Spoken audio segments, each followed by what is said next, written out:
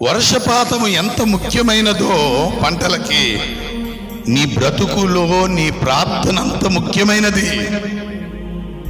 నీ జీవితంలో ప్రార్థన అంత ముఖ్యమైనది. అంత ఫలింపచేస్తుంది ప్రార్థన.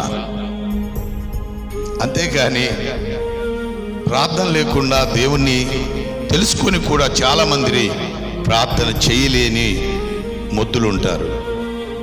కారణం ఎందుకంటే వారు విత్తినటువంటి దానిలో సారము లేక అది ఒంటిగానే ఫలిస్తుంది. అందుకే ప్రియ కుమార్తెలారా, కుమారులారా, దేవుణ్ణి అడిగినటువంటి నరుడికి ఏమీ తక్కువ ఉండదంటండి. దేవుణ్ణి నిత్యము అడిగే నరుడంట. నిత్యం అడగాలి. ఏదో మన 10 సార్లు అడిగామంటే కుదరదు. నీ కన్నీళ్ళే నీ పంటకు చాలా బలమైన ఎరువు. హృదయపూర్వకంగా చేసే ప్రార్థన నీ మొక్కకు ఎంతో బలమైనది. అది ఫలిస్తుంది, అభివృద్ధి అవుతుంది, మంచి ఫలితము ఫలిస్తుంది, మంచి ఫలాలు కాస్తాయి.